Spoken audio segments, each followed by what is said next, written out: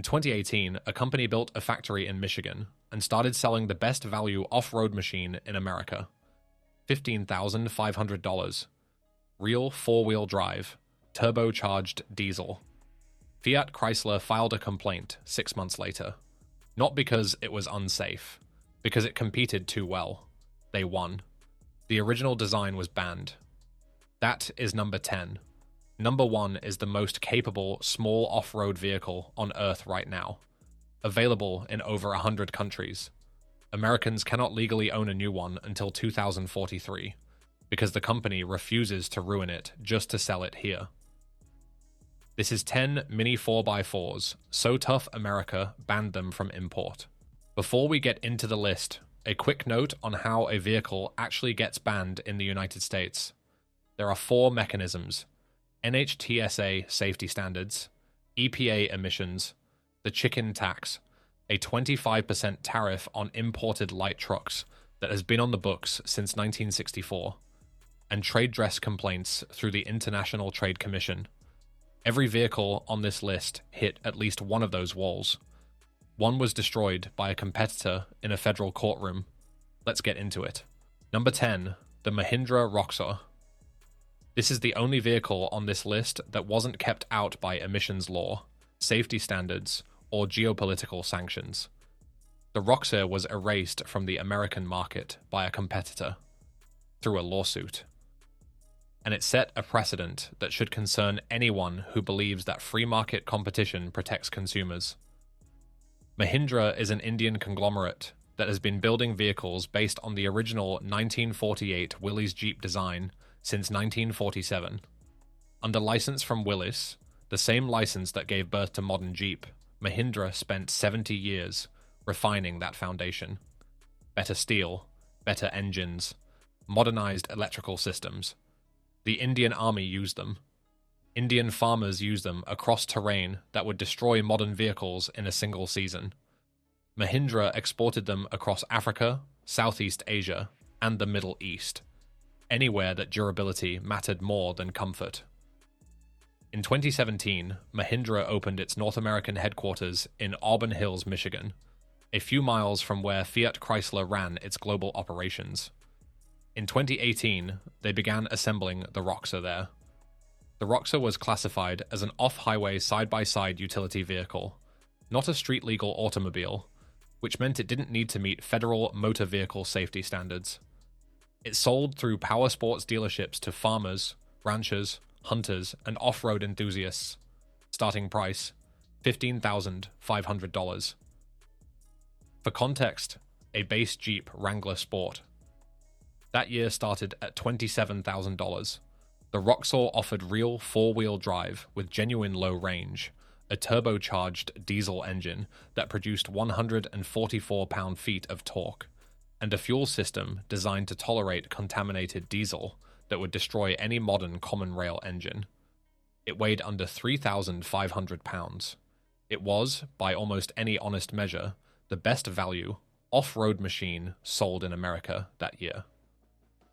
On August 1st, 2018, less than 6 months after the Roxor went on sale, Fiat-Chrysler filed a complaint with the United States International Trade Commission. The complaint did not allege the Roxor was unsafe. It did not allege any consumer harm. It alleged that the Roxor's overall appearance, its boxy body shape, its flat vertical sides, its round headlights flanking a vertical slat grille, constituted trade dress infringement on the Jeep Wrangler and Jeep CJ. The ITC ruled in Fiat-Chrysler's favor in June 2020. The 2018 and 2019 Roxor models were ordered off the market. Mahindra was prohibited from importing parts for those designs. Dealerships were required to stop selling existing inventory of the original design. Mahindra redesigned the Roxor's front end for the 2020 model year. New oval grille, repositioned headlights, softer overall appearance. The ITC cleared the redesign in December 2020. A Michigan federal court confirmed the post-2020 Roxor could continue in July 2023, denying Fiat-Chrysler's further attempt to apply a safe distance rule that would have required even more redesigns. Do you think Jeep had a legitimate case, or was this a money move to kill a cheaper competitor? Number 9. The Toyota Blizzard LD20. Most Americans have never heard of the Blizzard. That is not an accident. Between 1980 and 1990, while Toyota was selling Land Cruisers to the American market at premium prices, they were quietly producing a smaller version, a baby Land Cruiser, sold in Japan, parts of Asia, and select European markets, that shared the 70 series engineering philosophy in roughly 70% of the size. This was not a soft roader. It was not a compromise. The Blizzard LD20 had a full ladder frame, solid axles front and rear on leaf springs, and a 2-speed transfer case with genuine low range. The LD20 diesel engine produced 65 horsepower, which sounds modest until you see its torque figure, 121 pound-feet at 2,000 revolutions per minute. That is pulling power, not racing power. And pulling power is the difference between getting through the terrain and getting stuck in it. Toyota designed the Blizzard to share components with the 70 series Land Cruiser. Same hub architecture, same transfer case philosophy, same intentionally simple electrical system. The logic was practical. If you could service a 70 series Land Cruiser in a remote village in Africa or Southeast Asia, you could service a Blizzard in the same conditions. That philosophy made both vehicles legends in agricultural and humanitarian fleet operations across the developing world. The people who discovered what the Blizzard was capable of found out through operational necessity. Humanitarian organizations running remote terrain fleets in Southeast Asia bought them because the Blizzard shared components with the Toyota 70 series Land Cruiser, meaning any fleet that already maintained Land Cruisers could service a Blizzard with the same supply chain. Agricultural programs in Vietnam, Indonesia, and Bangladesh chose it for this reason. Not because it was the cheapest option, but because it could be kept running in environments where any alternative would eventually fail. So why didn't it come to America? Because Toyota chose not to try.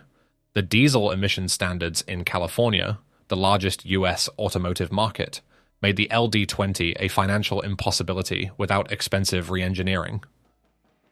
The crash safety standards would have required a redesigned front end, and Toyota's own product planners made a calculated business decision. Selling Americans a smaller, cheaper Land Cruiser would eat into the margins of the full-size Land Cruiser they were charging premium prices for. The Blizzard was profitable everywhere else. It didn't need America. America didn't get a vote. Under the 25-year import rule, the earliest Blizzards are technically importable. But a 1985 Japanese diesel does not pass emissions testing in most American states. Many states will not register a vehicle without a passing emissions certificate, regardless of federal import eligibility. The truck that survived for decades in Asia and Africa is still blocked from most of the country that never had access to it in the first place. Would you buy a diesel baby Land Cruiser under $10,000 if registration wasn't a nightmare? Drop your state. Number 8. The Honda Acty. 660 cubic centimeters. That is the engine displacement of the Honda Acty. To put that in perspective, a modern Ford Raptor has an engine roughly 5 times larger. The Acty weighs about 1,400 pounds dry. The Raptor weighs over 5,800 pounds. And yet, on the kind of terrain that actually matters, narrow mountain trails, muddy farm fields, snow-packed alpine roads with no room for error, the Acty will reach places the Raptor physically cannot enter. Honda built the Acty 4WD from 1977 through 2021. 44 years. Japanese mountain farmers use these on 45-degree slopes steep enough to flip a full-size truck. They start reliably at 30 degrees below 0 Fahrenheit. They cost less than a used Honda Civic. And they have genuine mechanical, low-range, 4-wheel drive. Not all-wheel drive managed by a computer, not a traction control system pretending to be a transfer case, but an actual mechanical low-range with a locking rear differential available on higher trim variants. American farmers found these trucks through the 25-year import rule. They imported them legally. They drove them on their own land without issue. And then, starting around 2021 and accelerating through 2023, the walls began to close. Maine and Georgia both stopped issuing registrations for K trucks entirely in 2023, not just for new imports, but for vehicles owners had already legally registered. In Rhode Island, the state DMV began revoking registrations for existing owners in 2024, while a formal ban was being drafted. Massachusetts imposed a ban, saw immediate pushback from owners and legislators, and reversed it within months. California, despite having a reputation for aggressive environmental policy, has made it effectively impossible to register a kei truck by requiring emissions testing that 40-year-old Japanese engines cannot pass. Texas, to its credit, went the other direction. In April 2024, Texas passed Senate Bill 1816, formally recognizing qualifying K trucks, 25-year-old and older imports, as eligible for titling and registration. It was a clear-eyed acknowledgement that these trucks serve real agricultural and rural utility purposes that American manufacturers have never seriously competed for. The official justification for the bans from the NHTSA and the states that follow its guidance is that kei trucks do not meet federal motor vehicle safety standards and therefore should not operate on public highways. That is technically true.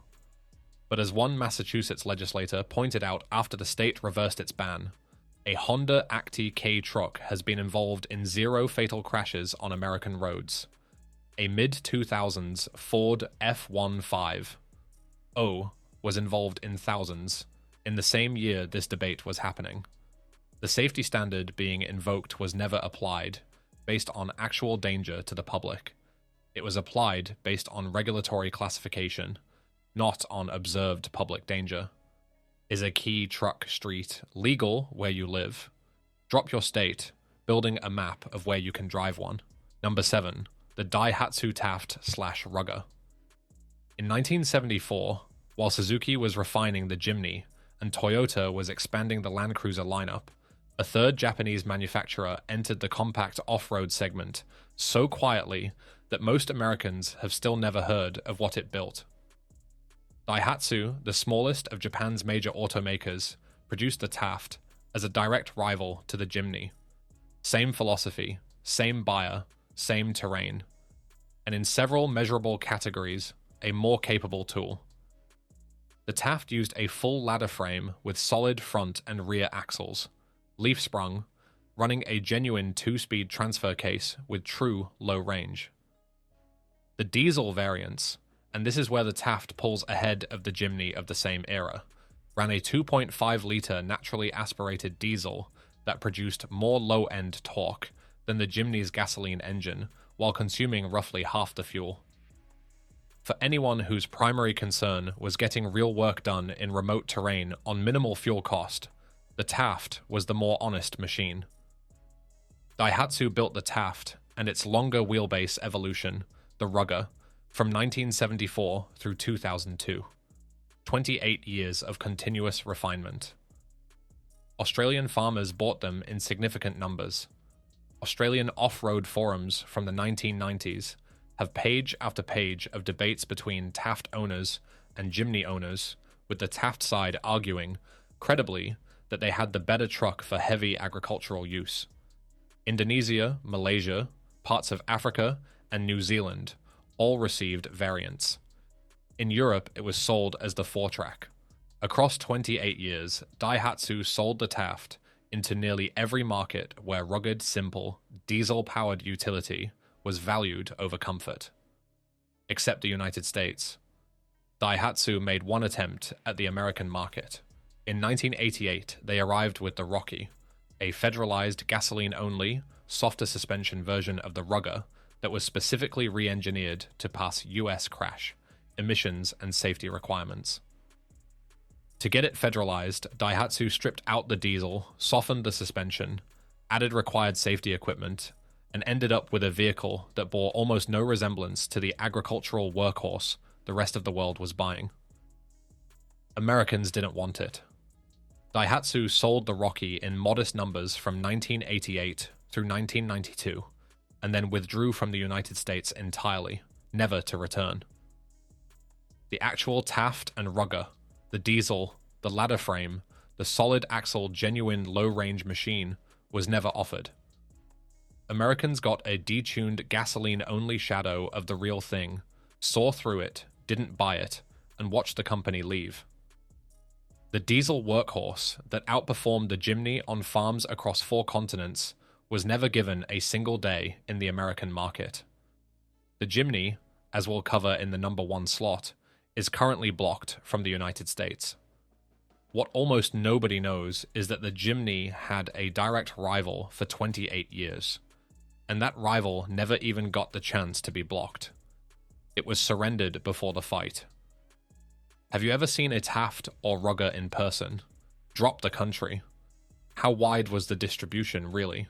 Number 6, the Suzuki Samurai SJ413, and the variants Americans were never allowed to buy.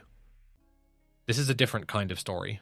The Samurai is the only vehicle on this list that was not kept out by emissions law, not kept out by safety standards, and not kept out by a competitor's lawsuit. The Samurai was banned by a magazine article, and the way it happened reshaped how the American market treats small, capable vehicles for decades afterward. In late 1985, Suzuki introduced the Samurai to the United States for the 1986 model year. Ladder frame, solid axles front and rear, 2-speed transfer case with genuine low range. A 1.3-litre 4-cylinder, producing 63 to 68 horsepower in a vehicle weighing just over 2,000 pounds. Base price, $6,550. The cheapest Jeep Wrangler that year cost roughly $9,000. The Samurai was the most affordable real 4-wheel drive vehicle sold in America, and it was a genuine off-road machine, not a crossover pretending to be one. It sold spectacularly. In 1986, its first full year on the US market, Suzuki sold 47,000 Samurais. Double the production volume they had originally planned for. By mid-1988, sales had peaked at 8,000 units per month. Over its full 10-year American run, Suzuki sold approximately 206,000 Samurais in the United States. It appeared in films and music videos. It became a cultural symbol of accessible adventure for a generation of young buyers who couldn't afford a Jeep. Then came the summer of 1988. Consumer Reports, the most influential consumer publication in America, tested the Samurai and declared it not acceptable. Their harshest possible rating. The article claimed the vehicle was dangerously prone to rolling over during emergency maneuvers, and it was accompanied by video footage showing a Samurai lifting onto 2 wheels during what Consumer Reports described as a standard avoidance test. The impact was immediate and catastrophic.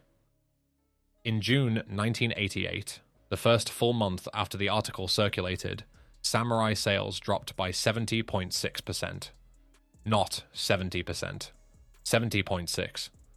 From nearly 7,500 units in June 1987 to 2,199 in June 1988. In 1 month. Because of one article. Suzuki said at the time it expected sales to recover. They never did. Suzuki withdrew the Samurai from the US market in 1995. What came out later, through the lawsuit Suzuki eventually filed against Consumer Reports, was troubling.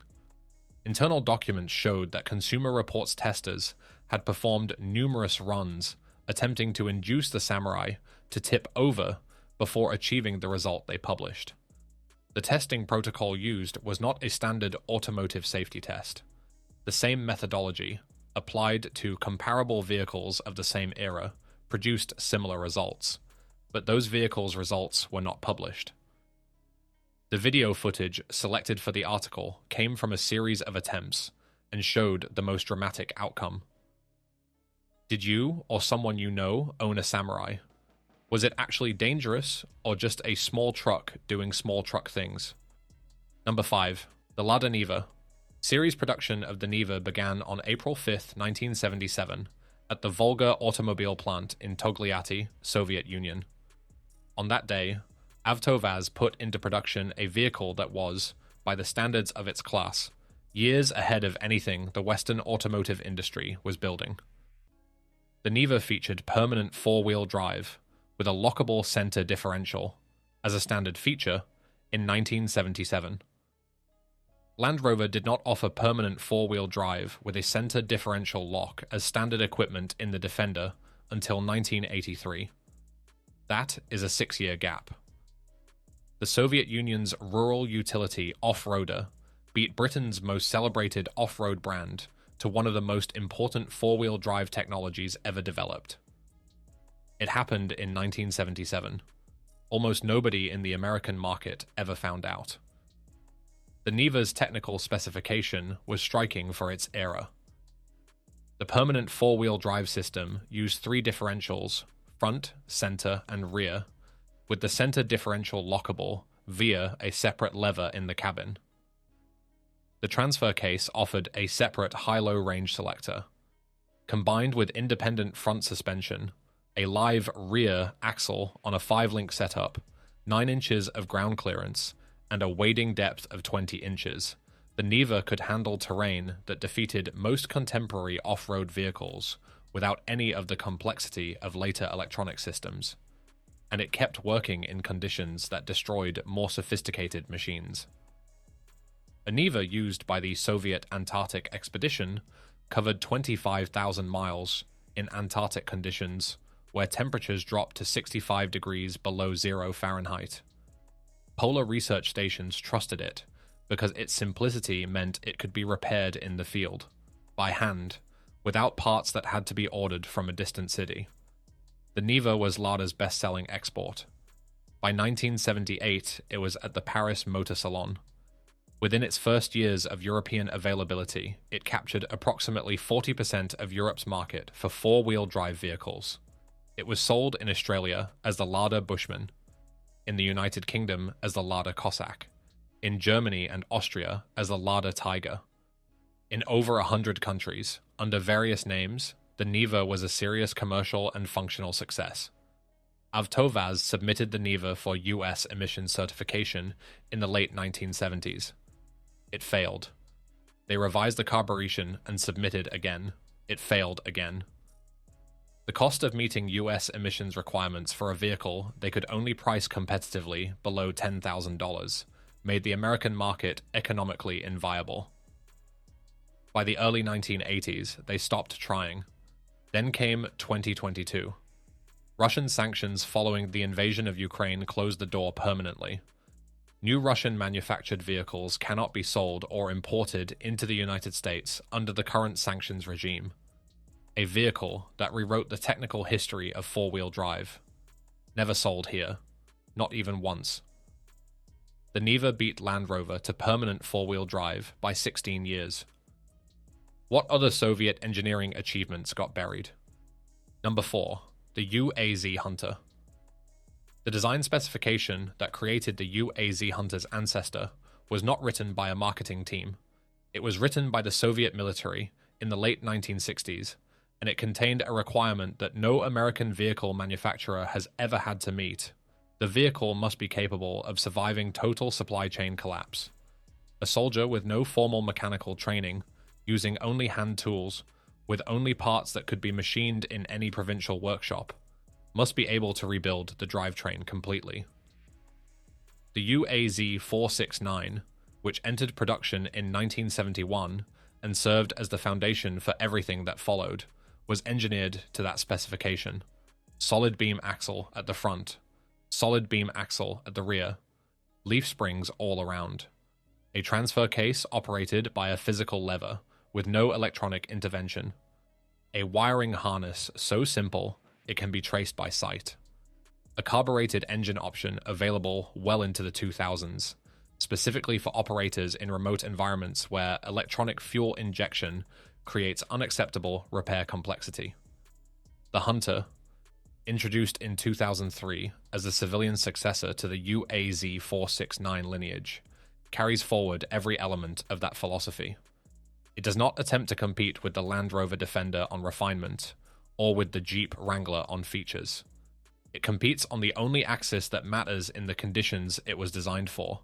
Does it keep working when everything else has broken? Russian off-road clubs have tested the Hunter against G-Wagons, Defenders, and Wranglers on technical trail runs. The Hunter does not win on sophistication. It wins because the other vehicles eventually find a component that fails: a sensor, an actuator, an electronic control module, and the Hunter does not. There is nothing on it complicated enough to fail in the ways modern off-road vehicles fail. It was never submitted for US emissions homologation. It was never crash tested for NHTSA certification. UAZ explored the US market in the early 2000s and concluded that the cost of federalization, adding the required safety equipment, emissions controls, and crash structures, would either price the Hunter above what made it competitive or fundamentally compromise the simplicity that made it what it is. They chose to skip the American market rather than ruin the vehicle to enter it. Then came 2022, and the question became permanently academic. Russian-manufactured vehicles are now subject to US import sanctions. Existing privately imported units, brought in under the 25-year rule, face complications with parts sourcing and registration in some jurisdictions. A vehicle built to function after the collapse of everything around it. And it is the sanctions themselves that represent the final wall. The UAZ was built around a single question: what can we engineer out of this vehicle so there is nothing left that can fail in a way an operator cannot fix by hand? That question has never been seriously asked by any American manufacturer. The market, as currently structured, does not reward the answer. UAZ repaired with hand tools. Modern trucks need a laptop. Which do you actually trust more for real-world reliability? Number 3. The Mitsubishi Pajero Mini. Mitsubishi's full-size Pajero won the Dakar Rally 12 times. 12. More than any other manufacturer in the history of the race. The Dakar is not a comfortable endurance test. It is one of the most brutally demanding motorsport events ever devised, run across thousands of kilometers of desert, mountains, and terrain so hostile that vehicles developed specifically for it regularly fail to finish.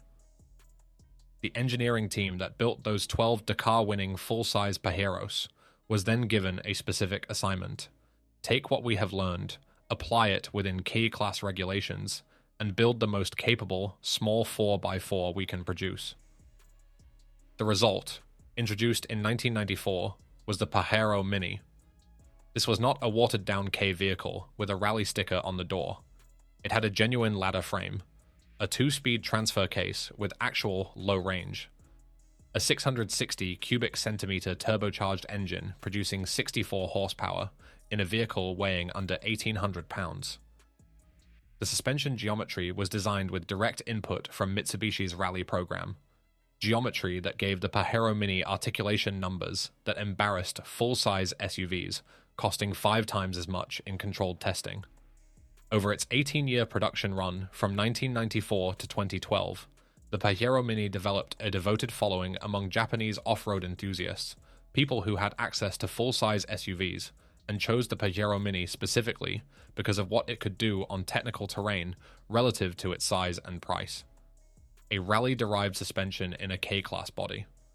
Mitsubishi sold it alongside the full-size Pajero for nearly 2 decades, because both vehicles had audiences who understood exactly what each one was. In the United States, the Pajero Mini was never sold, never offered, and never attempted. Its kei-class dimensions mean it falls below the minimum crash protection standards required by FMVSS. Federalizing it would require structural changes that would eliminate the weight advantage that makes it capable. Mitsubishi made the same calculation Suzuki made with the Jimny. You cannot federalize it without ruining it. The pre-2001 models are now trickling in under the 25-year rule. The post-2001 models, which received the most refined engines and the most developed chassis, remain locked out for several more years.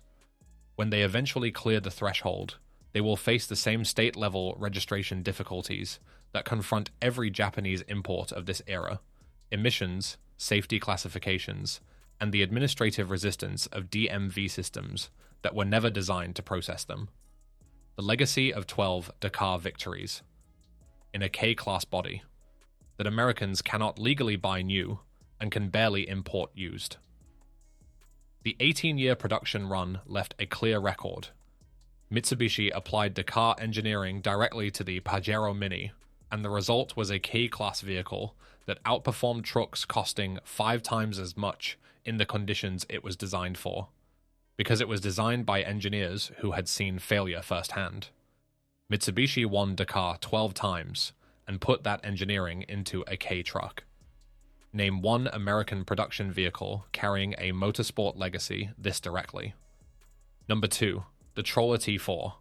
You have almost certainly never heard of this one. That is the point, because the story of the Troller T4 involves Ford Motor Company, one of the oldest and most powerful automotive brands in the United States, owning a compact Brazilian off-road legend for 14 years and never once bringing it home. The Troller brand was founded in 1995 by Rogério Farias in the state of Ceará in northeastern Brazil. Farias built a vehicle specifically for the conditions of the Amazon and the Brazilian interior, terrain that combines dense jungle, unpaved roads that become rivers during wet season, extreme heat, and the kind of operational isolation that means if something breaks, you fix it with what you have. The answer he built had a fiberglass body, lightweight, immune to the rust that destroys steel-bodied vehicles in humid jungle climates, mounted on a steel ladder chassis with a Dana axle architecture borrowed from Jeep Cherokee components. Real four-wheel drive. Real low range. A vehicle that could be serviced with widely available parts. The T4, Troller's landmark model, launched in 2002, became the best-selling SUV in Brazil for a period during the mid-2000s. In April 2010, Troller announced that cumulative T4 sales had crossed 10,000 units, a milestone that put it ahead of Fiat, Volkswagen, and every other manufacturer in Brazil's SUV segment for certain periods. In 1 month in December 2008, the T4 sold over 1,000 units. A remarkable figure for a niche off-road vehicle in a mid-sized market. In 2007, Ford Motor Company purchased Troller for 400 million Brazilian reais. Ford's stated interest was partly the tax incentives available to manufacturers operating in Cearã's special economic zone. But Ford also owned a legitimate off-road icon with a loyal following and proven capability in some of the world's most demanding operating conditions. And then Ford did nothing with it outside Brazil. The T4 was never exported to the United States, never offered to American buyers. The federalization cost, crash structures, airbags, emissions equipment would have transformed the T4's price point and compromised the simplicity of its design philosophy. Ford chose to keep the T4 as a Brazilian product and run it in parallel with the Ford Ranger and Bronco in markets where those vehicles competed. In January 2021, Ford announced it was exiting manufacturing in Brazil entirely. The Troller factory in Horizonte, Ceará, produced its last unit in October 2021. The last T4 to roll off the line was a TX4, automatic in white with blue accents. Then the factory stopped. 3 years of attempts to sell the brand and the factory to another manufacturer came to nothing. Ford chose not to sell the T4 design and nameplate, along with the factory. The Troller T4 simply ended. A fiberglass-bodied, diesel-powered Dana axle jungle machine. Built by Ford, killed by Ford, never seen by the Americans who fund Ford's survival every time they buy a pickup truck. Ford owned this for 14 years and never brought it home. If you could have bought a Troller T4 at a Ford dealer, what would you have paid? Number 1, the Suzuki Jimny JB64. This is the one that is available for sale. Right now. Today. In over 100 countries around the world, Australians can buy one. Europeans can buy one. The Japanese market has a multi-year waiting list because demand outstrips what Suzuki's factory can produce. Off-road enthusiasts in the United Kingdom, Germany, Spain, South Africa, and Southeast Asia can walk into a Suzuki dealership, write a check, and drive home in one of the most capable small off-road vehicles in production anywhere on Earth. Americans cannot. And the reason has nothing to do with whether the Jimny would succeed here. It has everything to do with what Suzuki would have to do to it in order to legally sell it here, and what that would cost the vehicle. Let's start with the numbers. The JB64. Jimny, the international version with the 1.5-litre engine, produces 101 horsepower. It weighs approximately 2,270 pounds. It has a ladder frame with solid axles, a 3-link rear suspension with a panhard rod, and a part-time 4-wheel drive system with a genuine low-range transfer case. Its approach angle is 37 degrees. Its ramp breakover angle is 28 degrees. Its departure angle is 49 degrees. The Wrangler Rubicon starts at approximately $50,000 in the United States. In markets where it is available, the Jimny costs a fraction of that. Suzuki has been asked, in interview after interview, why they don't bring the Jimny to America. The answer has been consistent across every spokesperson and every market analysis they've shared publicly. The Federal Motor Vehicle safety standards require structural additions, airbags, side impact reinforcement, crumple zones, crash structures, that would add significant weight and cost to the Jimny. The weight additions would compromise the vehicle's off-road performance. The cost additions would push the Jimny's US price into Jeep Wrangler territory. At that price, the Jimny is no longer the Jimny. It is an expensive, compromised small truck, competing directly against more powerful, better optioned American market vehicles that the American public already knows and trusts. The 25-year import rule, under the best-case scenario, means the first JB64 Jimnys become theoretically import-eligible in 2043. That is 17 years from today. Children born this year will be in their late teens before the first examples of the current Jimny can be legally imported by American enthusiasts.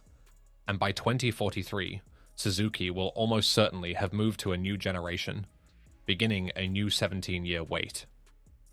9 other vehicles on this list were banned by emissions laws, safety standards, sanctions, state-level regulations, or a competitor's federal lawsuit. The Jimny was banned by a logical calculation. Suzuki looked at America's regulatory requirements, looked at what those requirements would do to their vehicle, and decided that their vehicle was worth more than American market access. The Jimny is the most capable small off-roader you can buy, in 100+ countries. Not here. What would you actually pay for one? 10 mini 4x4s, 10 different countries, 10 different reasons America said no. Some are crossing the 25-year threshold, one model year at a time. The Russian machines are permanently locked by sanctions. The Roxor was erased by a competitor's lawsuit. The Samurai was killed by a magazine article that took 16 years to be partially walked back. And the Jimny is simply refused, because Suzuki respects it too much to ruin it for this market. Not one of these machines was kept out for reasons that had anything to do with whether American drivers deserved access to them. Next week, 10 pickup trucks under $4,000 that still outperform a brand new Raptor in the categories that actually matter. One is under $1,500. Everyone is for sale somewhere in the world right now. If you made it this far, subscribe. Drop a comment. Which of these 10 would you buy first if the ban disappeared? I will read everyone. This was VROOR. Drive something real.